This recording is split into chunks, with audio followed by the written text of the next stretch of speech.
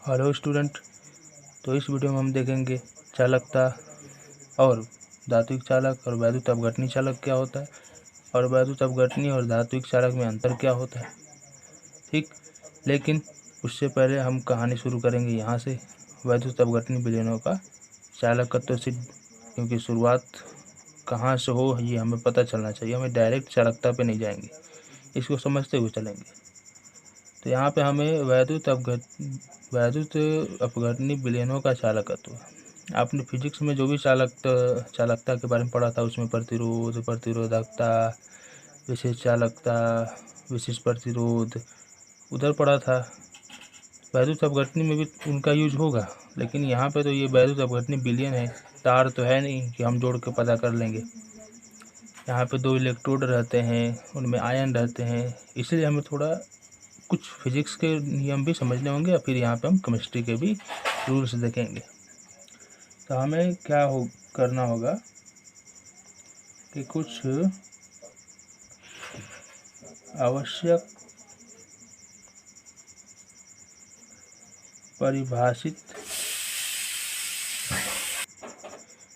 परिभाषित पद देखेंगे। तो पहले देखेंगे प्रतिरोध के बारे में। तो प्रतिरोध क्या होता है?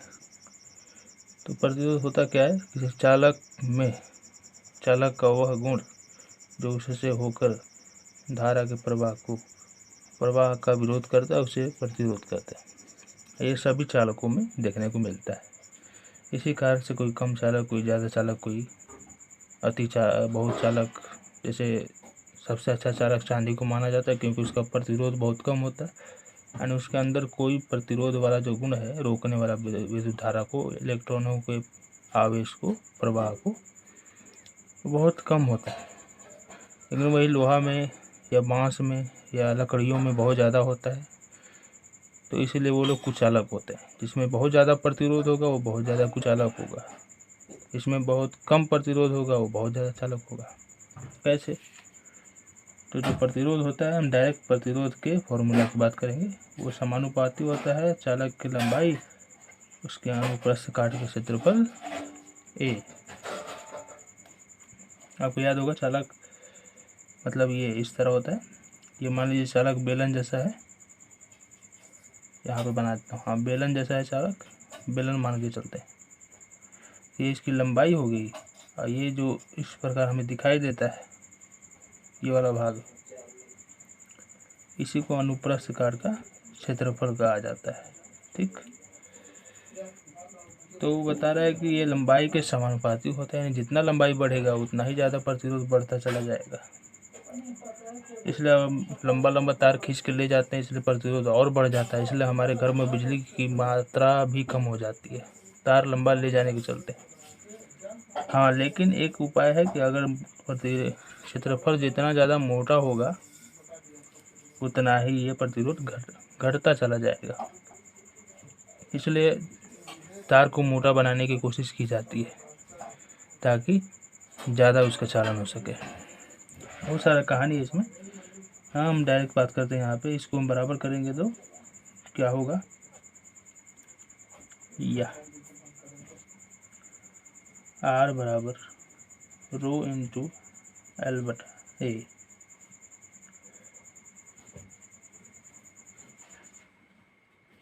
ये क्या है? विशिष्ट प्रतिरोध है, या इसी को प्रतिरोधकता भी बोला जाता है। ठीक, इसे विशिष्ट प्रतिरोध या प्रतिरोधकता बोला जाता है। एल चालक की लंबाई है, ए अनुप्रस्थ काट है। अब ध्यान दीजिए। अच्छा, इस बातों को मैं सारा लिख देता हूँ यहाँ पे। तो ये सारी बातें होगी। अब बात कर लेते हैं मात्रक की। तो क्या होता है प्रतिरोध का मात्रक? आप सब जानते हैं, ये सिंबल होता है। यह आपको इस तरह भी देखने को मिल जाएगा, OHM, ओम। ठीक, तो ये सारी बातें हो गई। अब हम जानेंगे इस विशिष्ट प्रतिरोध या प्रतिरोधकता के बारे में। तायुपेशी ने विशिष्ट प्रतिरोध की जगह पे प्रतिरोधकता शब्द को मान्यता दिया है कि इसी शब्द की अनुमान का प्रयोग किया जाए। यानी प्रतिरोधकता ही कहा जाए। ठीक, तो हम हेडिंग लगाएंगे सीधा प्रतिरोधकता का। देखिए तब अब हम लोग दूसरा देखेंगे प्रतिरोधकता। ठीक है, तो आप देखिए, आप अभी R बराबर जो देखें ऊपर ये, अब हम रो बराबर निकाल लेते हैं। तो रो बराबर क्या हो जाएगा, ए को इधर भेज दीजिए, L नीचे आ जाएगा। तो रो बराबर हो जाएगा R इंटू ए बटा L प्रतिरोधकता। अब हम यदि ए बराबर क्षेत्रफल ए 1 सेंटीमीटर स्क्वायर ले लें और L बराबर भी 1 सेंटीमीटर ले लें, मतलब ऐसा तार लें चालक जिसका लंबाई 1 सेंटीमीटर हो और उसके अनुप्रस्थ काट का क्षेत्रफल 1 मीटर स्क्वायर हो। यानी ज़्यादातर तार बेलनाकार ही होते हैं चालक, घन के आकार का भी हम ले सकते हैं, लेकिन हम बेलनाकार ही लेंगे। और ये लंबाई, तो लंबाई भी कितना हो, 1 सेंटीमीटर हो, और ये जो अनुप्रस्थ काट का क्षेत्रफल दिखाई दे रहा है आपको, ये भी कितना हो, 1 सेंटीमीटर स्क्वायर हो। तो क्या होगा, इस चालक में जो प्रतिरोध उत्पन्न होगा उसी को कहा जाएगा विशिष्ट प्रतिरोध या प्रतिरोधकता। आप प्रतिरोधकता ही कहिएगा।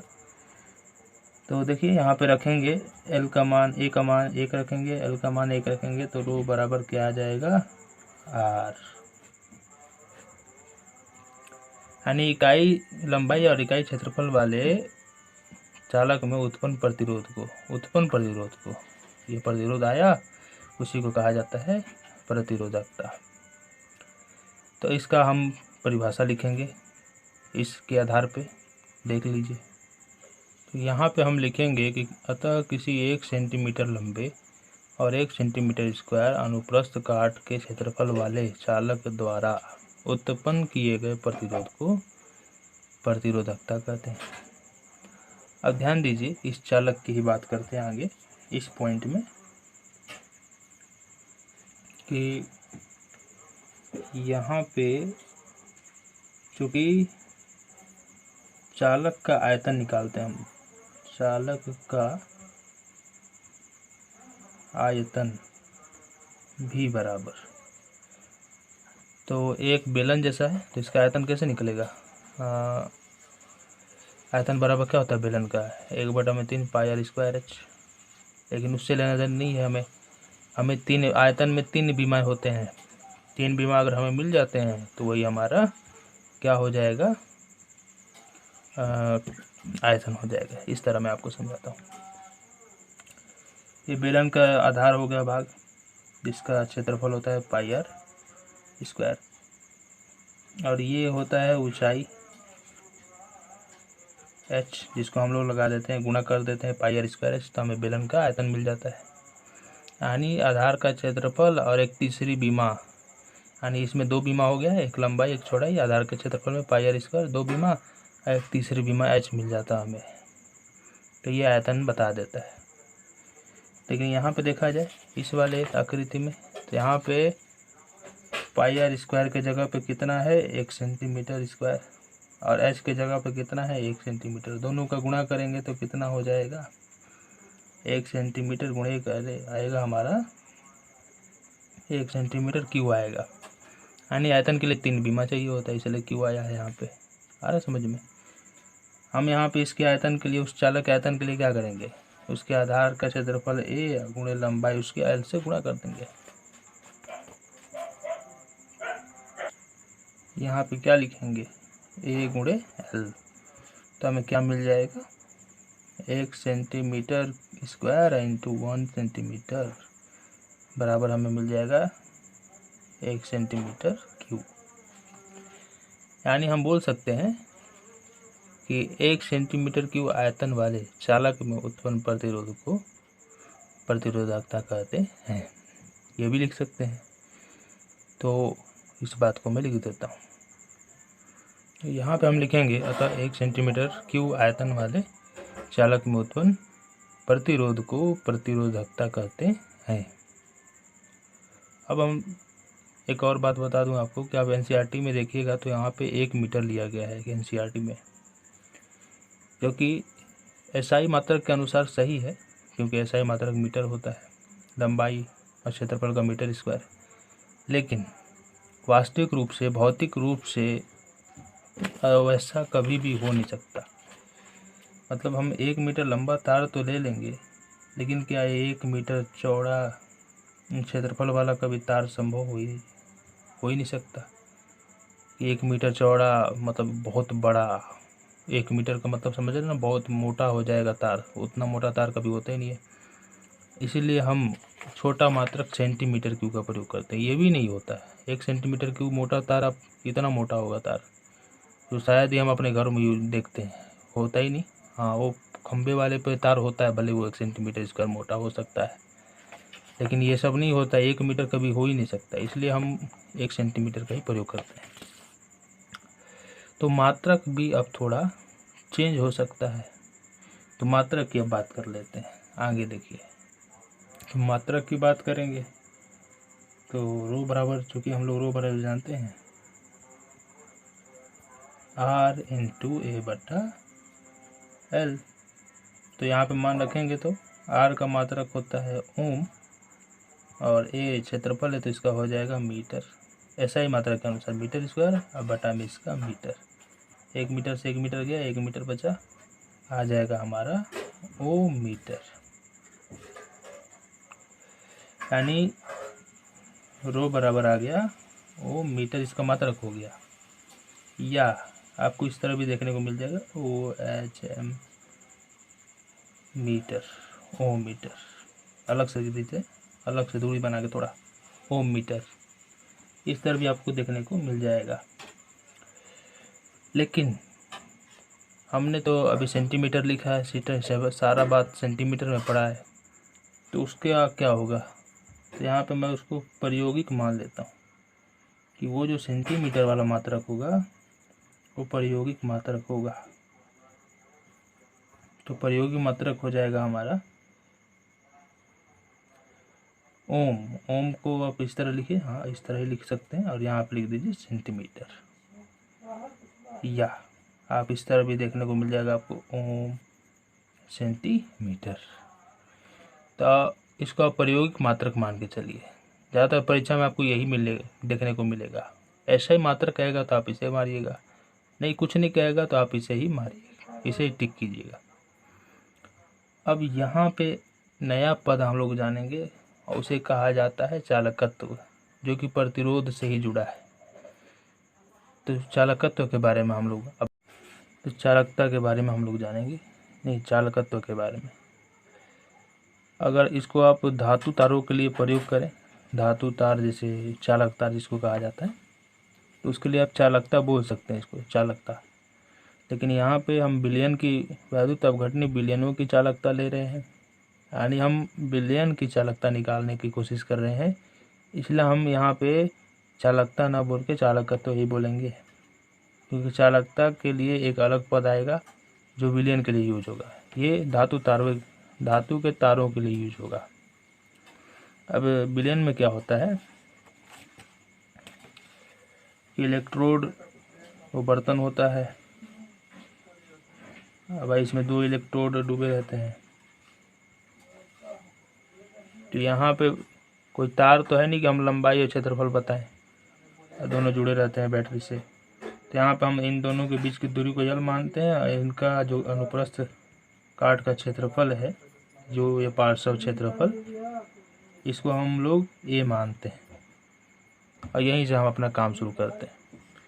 इसीलिए यहाँ पे आप ध्यान दीजिएगा, हम अगर धात्विक तारों की बात होगी तो हम चालकत्व, यहाँ पे केमिस्ट्री में चालकत्व यूज करेंगे, लेकिन वही फिजिक्स में आप चालकता यूज करेंगे, चलेगा फिजिक्स के लिए। तो अब देखिए क्या है, कैसे निकाला जाता है चालकत्व। तो प्रतिरोध का व्युत्क्रम कर देना है, R का उल्टा 1/R ही चालकत्व बताता है। तो प्रतिरोध के व्युत्क्रम को चालकत्व कहते हैं, मैं इसे लिख देता हूँ। तो यहाँ पे मैंने लिख दिया इस बात को, यानी अब यहाँ पे फॉर्मूला हम क्रिएट करेंगे, 1/r ही क्या हो जाएगा हमारा, चालकता हो जाएगा। इसको C से सूचित करते हैं, C से, कंडक्टेंस C। अब चूंकि हम लोग जानते हैं R बराबर क्या होता है, हाँ, R बराबर होता है ρ×L/A। इस मान को यहाँ पे रख देते हैं, तो रो नीचे है 1 में रो हो जाएगा, A ऊपर चला जाएगा, L, तो यहाँ लिख देंगे या C बराबर 1/ρ×A/L। ये हमारा एक नया फॉर्मूला मिल गया, यहाँ से भी एक फॉर्मूला मिल गया। मात्रक की बात कर लेते हैं, मात्रक।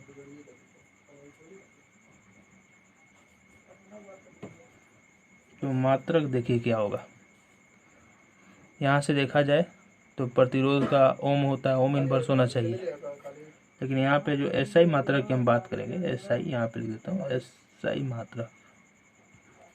तो उसके लिए SI मात्रक दिया गया है सीमेन, S सीमेन दिया गया है, लेकिन जो मैंने अभी बताया उसको आप अन्य मात्रक मान के यूज कर सकते हैं। यानी इसके अन्य मात्रक क्या हो सकते हैं, SI कहेगा तो आप सीमेन बोलेंगे, इस तरह भी आप ओम इनवर्स बोल सकते हैं, ओम इनवर्स, या आप इसको इस तरह भी लिख सकते हैं, ओम इनवर्स, या आप इसको उल्टा, इसका उल्टा लिख सकते हैं, महो, MHO का उल्टा, MHO, महो भी लिख सकते हैं। हिंदी में आपको इस तरह देखने को मिलेगा, महो। ठीक, अब हम लोग यहाँ पे नया पद देखेंगे जो इसी चालकत्व से संबंधित है। जैसे हमने प्रतिरोध का व्युत्क्रम विशिष्ट प्रतिरोध, नहीं, जैसे हाँ, प्रतिरोध था, उसका एक विशिष्ट प्रतिरोध देखा, यहाँ पे चालकत्व हो गया, एक विशिष्ट चालकत्व होगा, तो इसका व्युत्क्रम होगा, विशिष्ट प्रतिरोध का व्युत्क्रम होगा, यानी यहाँ पे, यानी हम उसको लिख देंगे यहाँ पे भी। अब देखिए, ये जो चालकत्व शब्द है, पहले मैंने बोला ये धातु तार या चालक तार के लिए है, इसलिए केमिस्ट्री में इसे चालकत्व कहेंगे, फिजिक्स में आप इसको चालकता बोल सकते हैं। लेकिन अब जो नया पद आएगा विशिष्ट चालकत्व, वो अब विलयन के लिए यूज होगा, वो विलयन का असली चालकता है, तो उसे हम विशिष्ट चालकत्व ना बोल के चालकता बोलेंगे। तो यहाँ पे अब हम उसी को जानने वाले हैं। तो देखिए, तो अब देखेंगे हम लोग विशिष्ट चालकत्व या चालकता। इस पे मैं स्टार कर देता हूँ, क्योंकि यही अब यूज होगा, यानी विशिष्ट चालकत्व की जगह पे हम चालकता ही यूज करेंगे विलयन के लिए, क्योंकि इसे IUPAC ने मान्यता दिया है कि IUPAC ने कहा है कि हमें विशिष्ट चालकत्व के जगह पे चालकता शब्द ही यूज करेंगे।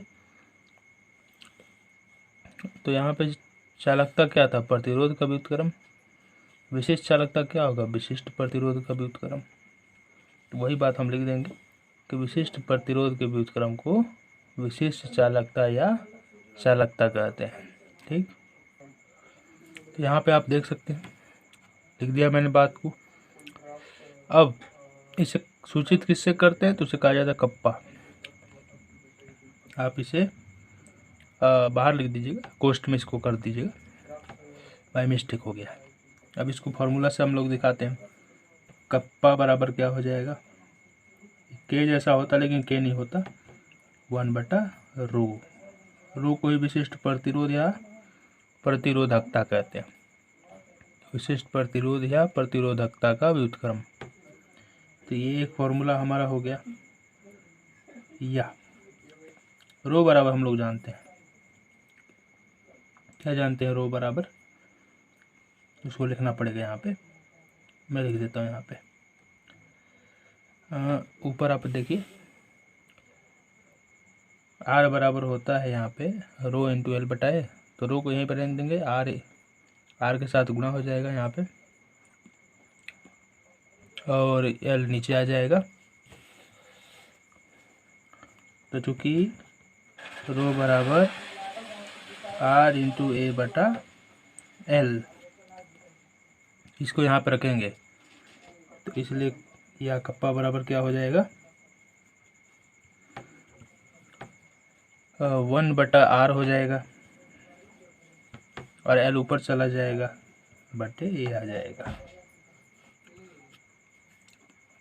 ठीक है, अब ये जो कि बिलियन के लिए यूज होता है, इसलिए अब हम यहाँ से बिलियन की बात शुरू करेंगे। यानी यहाँ पे जो L और A है वो बिलियन में डूबे हुए इलेक्ट्रोडों के बीच की दूरी और उसके अनुप्रस्थ काट का क्षेत्रफल है। तो अब देखिए हम लोग क्या करेंगे, यहाँ पे लिखेंगे हम यहाँ पे हम एक और बात ध्यान देंगे कि 1/r जो है चालकत्व को बताता है, इसलिए जो कप्पा हो जाएगा हमारा, या करके लिखेंगे C × L/A, ये वाला हो जाएगा। अब हम बात कर रहे थे कि अब चूंकि ये बिलियन के लिए है तो बिलियन में 2 इलेक्ट्रोड L दूरी पर स्थित होते हैं और अनुप्रस्थ काट का क्षेत्रफल इलेक्ट्रोडों का A मान लिया जाता है। तो उसी के आधार पर हम देखिए क्या लिखेंगे, यहाँ पे हम लिखेंगे कि यदि L बराबर 1 सेंटीमीटर और A बराबर 1 सेंटीमीटर स्क्वायर, सेंटीमीटर में ही लेते हैं क्योंकि मान हमेशा ये आसान है नापना इसे। अब हमने L का मान इतना लिया, A का मान इतना लिया, तो कप्पा बराबर क्या होगा, C। L का मान 1 आया, ऊपर L का मान 1 रख दिए, नीचे A का मान 1 रख दिए, तो क्या बचा, C चालकत्व तो बचा। तो यहाँ पे हम लिखेंगे कि अतः 1 सेंटीमीटर की दूरी पर स्थित 1 सेंटीमीटर स्क्वायर अनुप्रस्थ काट के क्षेत्रफल वाले इलेक्ट्रोडों के बीच स्थित विलयन में उपस्थित आयनों के द्वारा उत्पन्न चालकत्व को ही चालकता कहते हैं। यहाँ पे दोनों इलेक्ट्रोड हैं, इनका मैंने पहले बताया कि इनका जो है अनुप्रस्थ काट का क्षेत्रफल A है, बीच की दूरी L है। तो यहाँ पे जो बीच में बिलियन स्थित, हम बिलियन की बात कर रहे हैं ना, बिलियन की बात कर रहे हैं, तो उस बिलियन अगर ये 1 सेंटीमीटर की दूरी पे, हम यहाँ पे 1 सेंटीमीटर लंबाई ले रहे हैं, तो इस बीच में स्थित बिलियन में कितने आयन उपस्थित हैं। यहाँ पे बिलियन का जो चालकत्व तो है आयनों पर निर्भर करता है और इकाई आयतन में उपस्थित आयनों पर निर्भर करता है।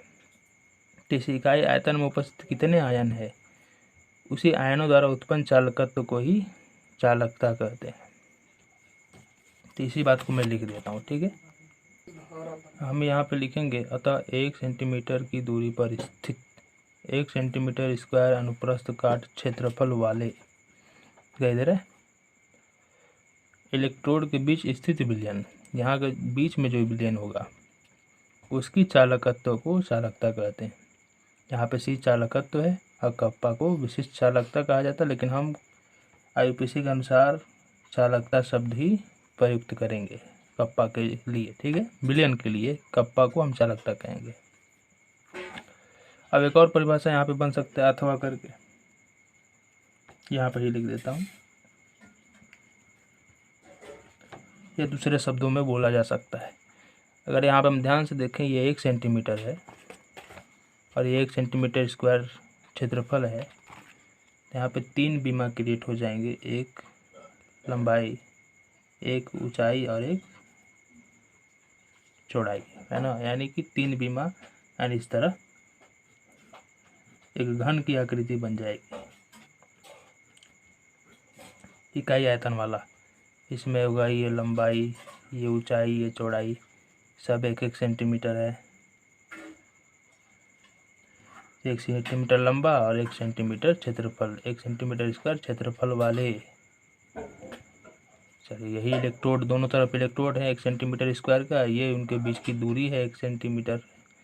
इन दोनों के बीच ध्यान से देखें तो ये 1 सेंटीमीटर इकाई वाला घन बन जाता है। यानी हम कह सकते हैं कि 1 सेंटीमीटर क्यूब या इकाई आयतन बिलियन के इकाई आयतन में उपस्थित आयनों द्वारा उत्पन्न चालकत्व को चालकता कहते हैं। यहाँ पे ध्यान देने वाली बात है कि जो बिलियन का कप्पा होता है वो आयनों के कारण होता है। तो यहाँ पे हम आयनों को जरूर बोलेंगे कि इकाई आयतन में उपस्थित आयनों द्वारा उत्पन्न चालकता को, क्योंकि बिलियनों में जो चालकता होता है वो आयनों के कारण होता है, उसमें कोई तार तो होता नहीं या इलेक्ट्रॉन का प्रवाह नहीं हो पाता है, वो आयनों के चलते होता है, इसलिए हम आयन जरूर बोलेंगे। इस बात को मैं लिख देता हूँ। तो हम यहाँ पे लिखेंगे कि वैद्युत अपघटनी बिलियन के इकाई आयतन मतलब 1 सेंटीमीटर क्यूब या 1 ml, दोनों बराबर ही होते हैं। 1 सेंटीमीटर क्यूब या 1 ml दोनों का मान एक ही होता है, में उपस्थित आयनों द्वारा उत्पन्न चालकत्व को बिलियन की चालकता कहते हैं। ध्यान रहे। अब यहाँ पे बात आपको समझ में आ गया, यहीं से शुरू हो गया बिलियन की कहानी। अब हम लोग यहाँ पे इसके मात्रक की बात कर लेते हैं। तो हेडिंग लगाएंगे हम लोग मात्रक। एसआई मात्रक की बात करें पहले, एसआई मात्रक। तो ध्यान से देखें तो आपने कप्पा बराबर क्या देखा था? कप्पा बराबर आपने देखा था, चूंकि कप्पा बराबर आपने देखा 1/r इंटू L/A। यहाँ पे सी देखा था आपने 1/r प्रतिरोध ओम इनवर्स होना चाहिए, या आपने देखा था C इंटू L/A। तो इसका सी का मात्रक क्या है? सीमेन, चालकत्व का मात्रक। तो यहाँ पे हो जाएगा S सीमेन। यहाँ पे मीटर है, यहाँ पे मीटर स्क्वायर। मीटर स्क्वायर से मीटर कट जाएगा, 1 मीटर से नीचे वाला, और यहाँ का मीटर ऊपर जाएगा तो मीटर इनवर्स हो जाएगा। साइमन मीटर इनवर्स होता है एसआई मात्रक मीटर की, क्योंकि एसआई में मीटर लिया गया है। और हम अगर प्रायोगिक बात करें, प्रायोगिक मात्रक की, कि कौन ज़्यादा यूज होता है, तो वो हो जाएगा साइमन सेंटीमीटर इनवर्स, क्योंकि सेंटीमीटर का ही यूज होता है। और अन्य मात्रक की बात करें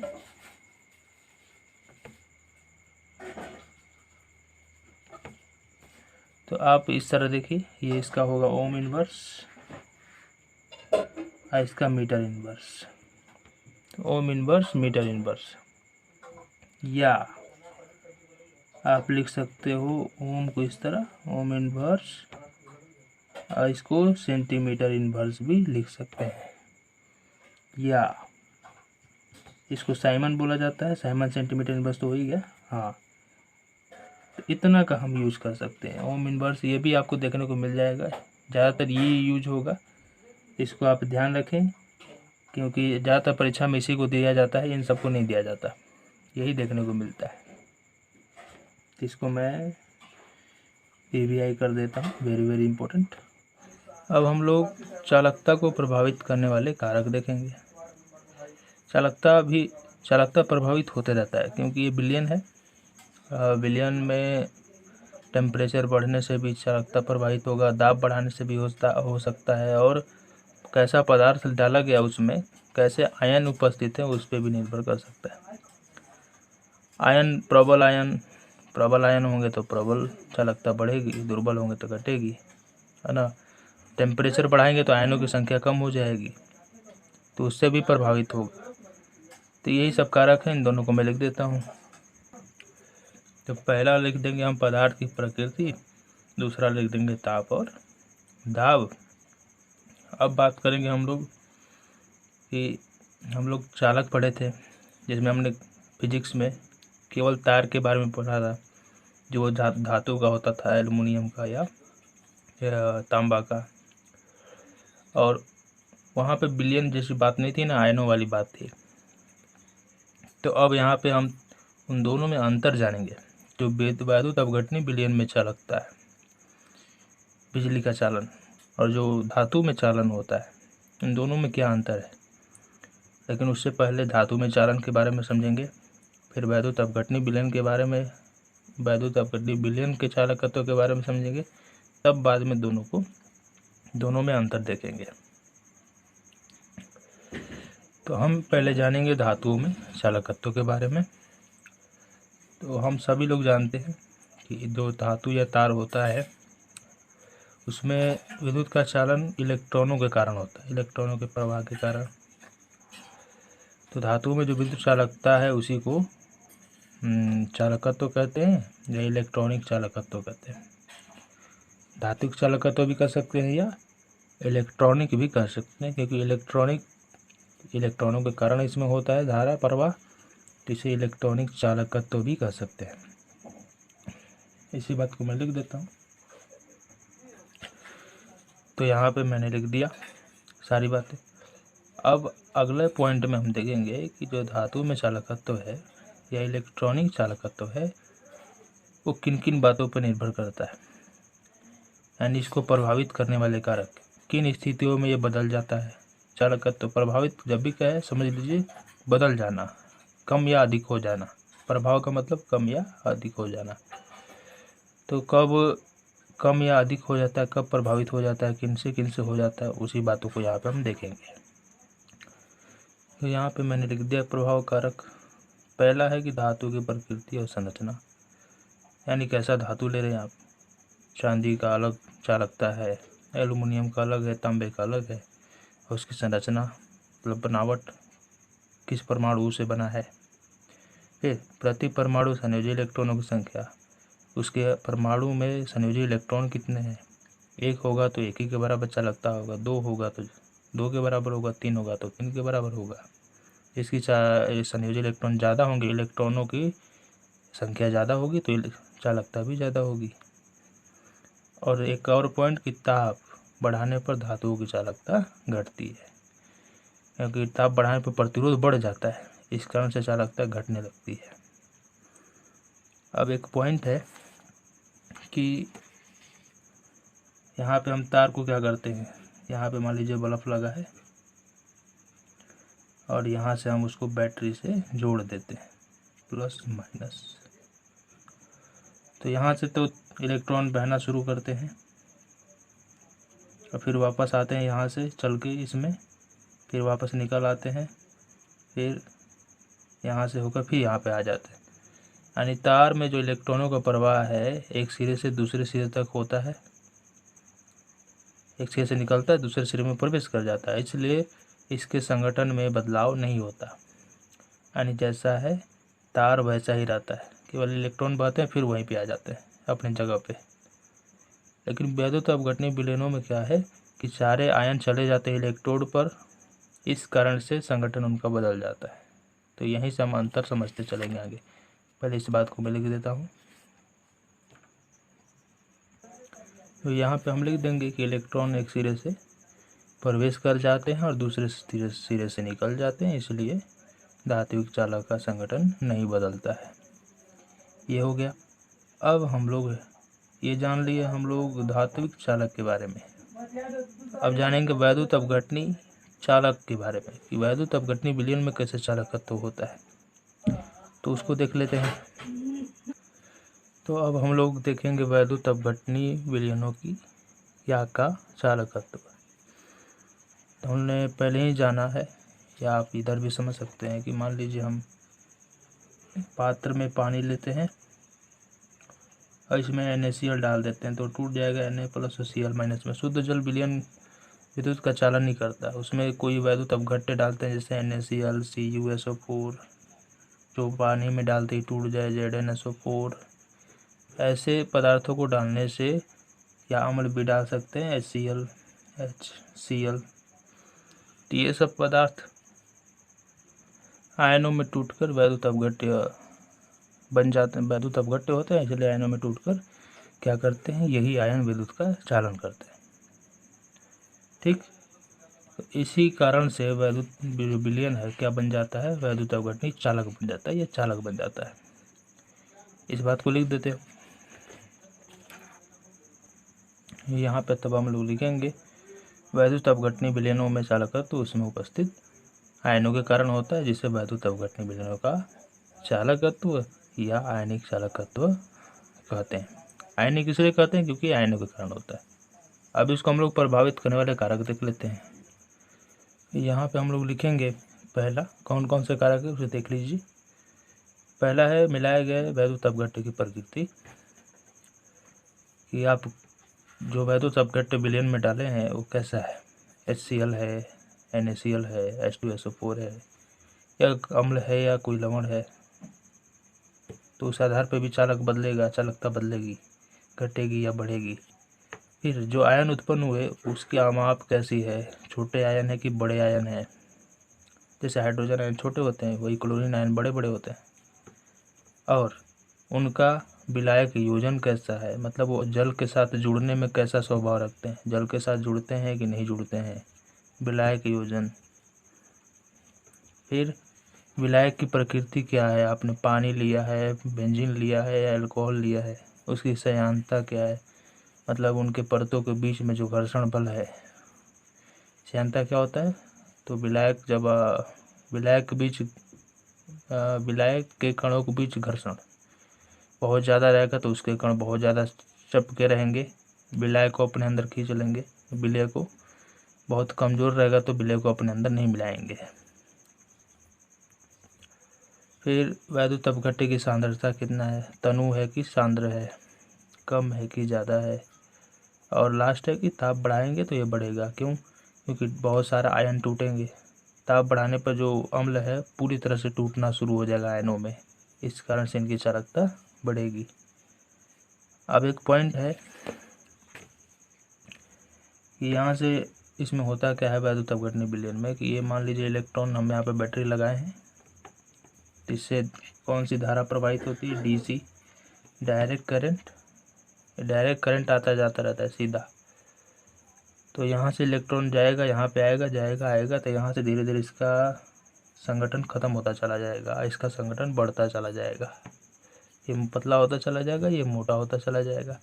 यहाँ पे जो आयन लिए गए हैं NaCl चाहे कोई भी, ये भी घटते बढ़ते चले जाएंगे, तो विलयन का संगठन बदल जाता है DC धारा लगातार बढ़ने के कारण। इसी पॉइंट को लिख देते हैं हम लोग। तो यहाँ पे हम लिखेंगे कि लंबे समय तक आयनिक विलयन में दिष्ट धारा प्रवाहित करने पर वैद्युत रासायनिक अभिक्रियाओं के कारण इसका संगठन बदल जाता है।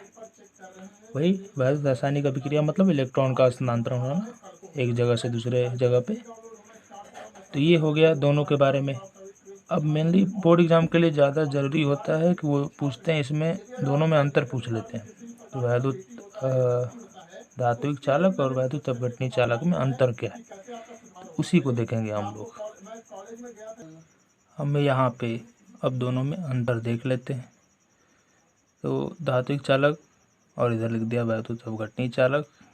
पहला ये सब आप जानते हैं, बस इसलिए मैंने डायरेक्ट लिख दिया कि इसमें विद्युत धारा का चालन इलेक्ट्रॉनों की गति के कारण होता है, इसमें आयनों की गति के कारण होता है। दूसरा कि विद्युत के प्रवाह से इनका संगठन नहीं बदलता, लेकिन इनका संगठन बदल जाता है।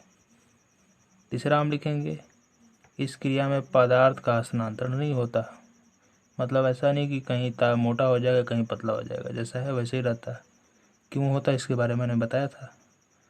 फिर यहाँ पे लेकिन स्थानांतरण होता है पदार्थ का आयनों के रूप में, आयन एक जगह से दूसरी जगह चले जाते हैं, इस कारण से वो भाग घट जाता है, एक भाग मोटा हो जाता है। और लास्ट हम लिख देंगे कि ये इनकी चालकता ताप बढ़ाने पर घटती है, यहाँ इनकी घटती है और इनकी बढ़ती है। और ये यहाँ से ख़त्म हुआ वैद्युत अपघटनीय विलयन की चालकता के बारे में। अगले वीडियो में हम लोग मोलर चालकता और तुल्यांक की चालकता देखेंगे। तो मिलते हैं आपसे अगले वीडियो।